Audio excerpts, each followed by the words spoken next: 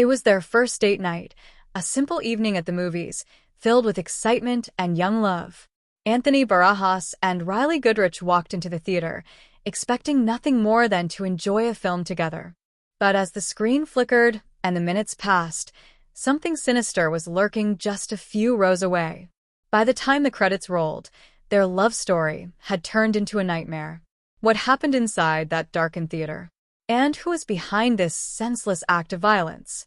Welcome back to Chilling Fireside Stories. Before we begin, please note that this case involves sensitive topics. I tell these real-life stories with the utmost respect for the victims and their families, ensuring that they are remembered while making it bearable for my community to hear. Now, settle in and let's begin.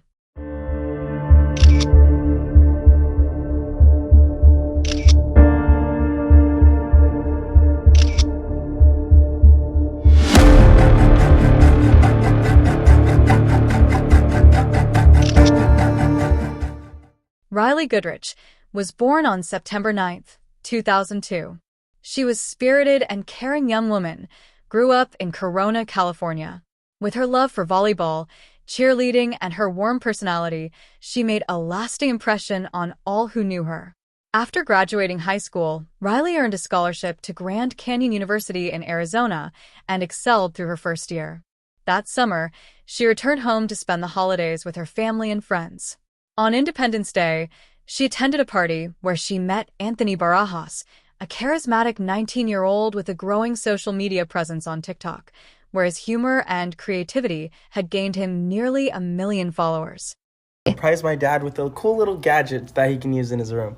So it's called the SwitchBot curtain. So basically, with either Alexa, Google, or a remote, or the app, you can open your curtains just by a simple touch. Rylee, too, was an entrepreneur running her own eyelash business. Rylee had a natural charm and charisma that resonated with many, building her own social media following where she connected with others and shared glimpses of her vibrant life.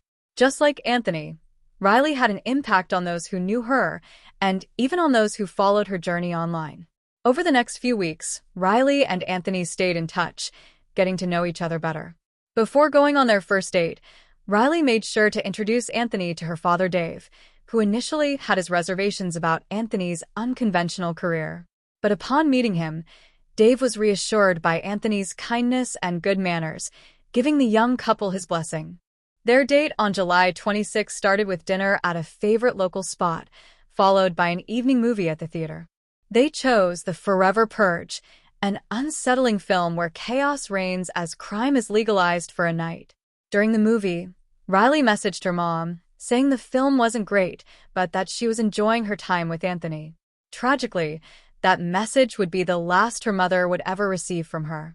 When the movie ended close to midnight, a theater employee entered the hall for cleanup and made a grim discovery. From a distance, Rylee and Anthony appeared to be resting in their seats, but as the employee got closer, the horrifying truth came to light. Both had been shot in the head. Emergency responders were quickly called to the scene. Sadly, Rylee had passed away, while Anthony, gravely injured, was rushed to the hospital and placed on life support. The theater became the focus of an intense investigation. The absence of any weapon or immediate evidence left detectives puzzled and without clear leads. The devastating loss of 2 young lives quickly captured attention, spreading through California and beyond. Once the detectives identified the victims, they reached out to their families to deliver the devastating news. Rylee Goodrich's parents were overwhelmed with disbelief.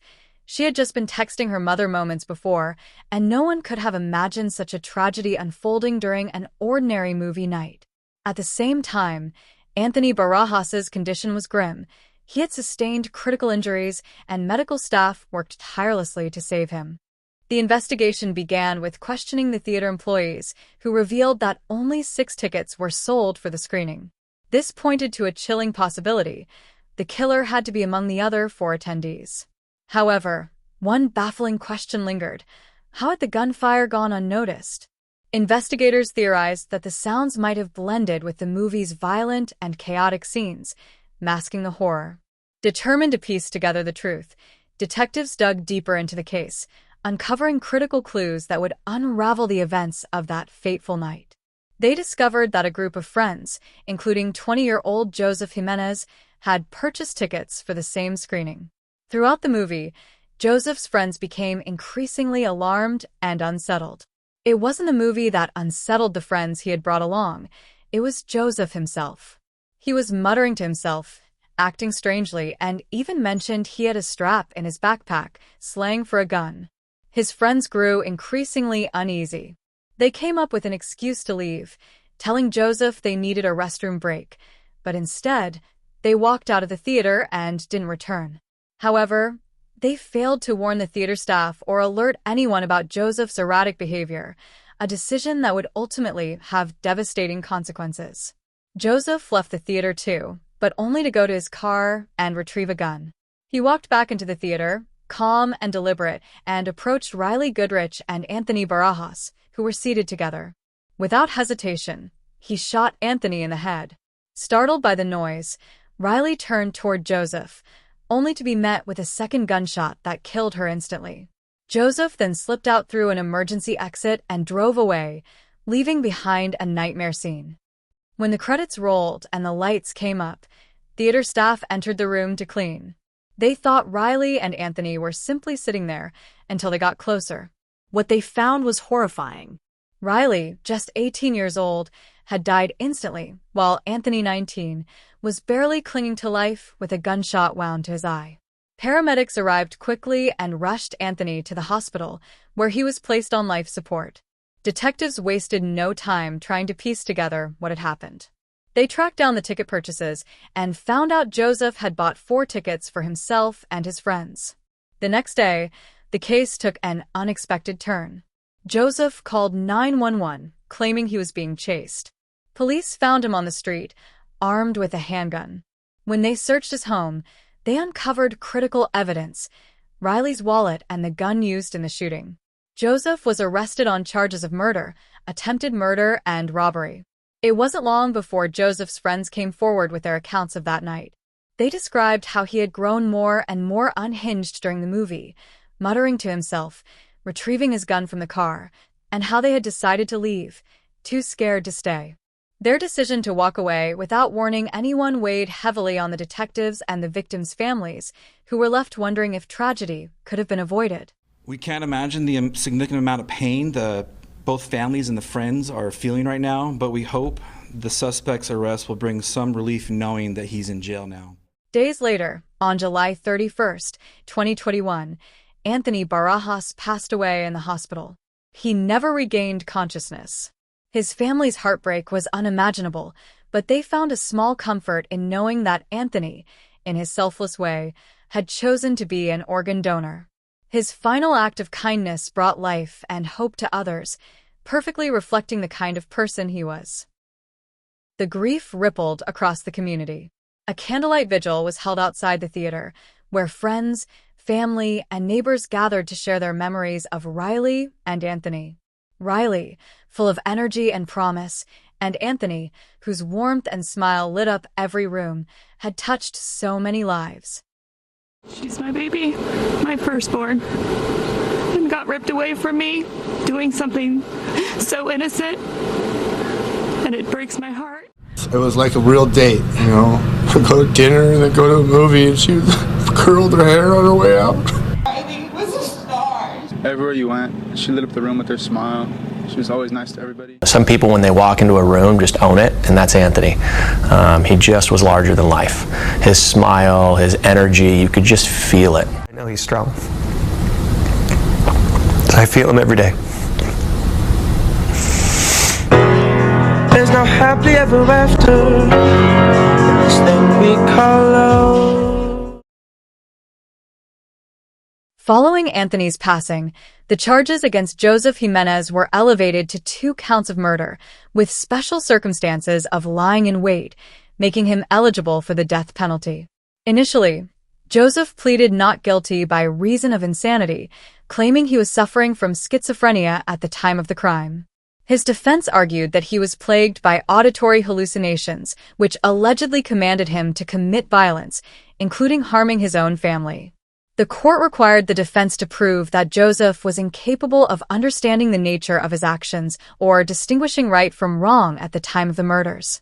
His attorney highlighted the emotional toll of losing his mother a year earlier, suggesting it exacerbated his mental health struggles. However, the prosecution countered these claims, pointing to the calculated nature of the attack and the theft of Rylee's wallet as evidence of premeditation. In February 24, 2024, after years of legal proceedings, the court reached its decision. Joseph Jimenez was found guilty of the murders of Rylee Goodrich and Anthony Barajas. The verdict brought a sense of closure to the families, though the pain of their loss remained immeasurable. The case served as a stark reminder of the devastating consequences of unchecked violence and the importance of addressing mental health issues with care and vigilance. At the sentencing, families of both victims stood before Joseph Jimenez to share their pain and express the devastating impact his actions had on their lives. Anthony's mother, Catherine, spoke of her struggle each night to remember her son's smile rather than the haunting image of him lying on the floor, bleeding from a gunshot wound inflicted by Joseph. You had no regard what your actions would do to my relationship with my son. How your actions would take away the chance for my son to ever be with me or any of his family. Anthony's sister Jade recalled how the tragedy shattered her during her senior year of high school. I was a 16-year-old girl going into my senior year of high school with high hopes for myself. This tragedy broke me. Anthony's father, Brian, held a photo of his son as he addressed Joseph directly. To warn your friends to leave, to lie in wait and shoot two innocent people in the back of the head because you wanted to rob them. He condemned the calculated nature of the attack, saying, "You stole the lives of two young people with so much potential." Anthony was full of life and touched countless lives in a positive way. Rylee Goodrich's family, too heartbroken to attend the sentencing, was represented by her grandfather, Patrick. He recounted how the crime left their family utterly devastated, so much so that Rylee's father had struggled to find the will to go on. Joseph also took the stand, apologizing to the families and expressing regret for his actions. "I just want to say I'm sorry and wish I could have made a different choice," he said. The judge delivered a firm but poignant message, acknowledging the irreversible pain caused by the murders and the responsibility Joseph bore for his actions. "Parents are not supposed to bury children. That's not how life is supposed to work," the judge declared. On February 26, 2024, Joseph Jimenez was sentenced to life in prison without the possibility of parole, along with an additional 50 years to life. The community rallied together to honor Rylee and Anthony, showing the profound impact they had on those around them. GoFundMe campaigns were launched to support the families with funeral expenses. At Anthony's funeral, attended by over 600 people, his family heard heartfelt stories of his kindness, whether it was lending money to friends, offering support to a struggling classmate, or brightening someone's day with his warm smile. Anthony Barajas's greatest influence wasn't through his social media fame, but in the way he made people feel. To honor his legacy, Anthony's family established the Anthony Michael Barajas Foundation, which awards scholarships to students who write essays about how small acts of kindness can create a big impact. The foundation has become a source of healing for his family, with his mother, Catherine, sharing, "It always ends in tears, but it also always ends with us feeling so much better." Anthony's soccer teammates also paid tribute to him on the field, a place he loved deeply. Rylee Goodrich's memory was honored in a heartfelt paddle-out ceremony at Seal Beach, her favorite spot. Friends and family gathered on the shore while others paddled out into the ocean, forming a prayer circle and throwing flowers into the water. Her father expressed his determination to advocate for metal detectors in movie theaters, questioning why such measures weren't already in place. The story of Anthony Barajas and Rylee Goodrich is a heartbreaking reminder that life is unpredictable and danger can lurk in the most unexpected places. Two bright young lives were cut short in a senseless act of violence, leaving behind grieving families and a community forever changed. Their legacy lives on in the memories of those who loved them and in the conversations their tragic deaths have sparked about safety, justice, and the fragility of life. Thank you for watching this documentary on chilling fireside stories.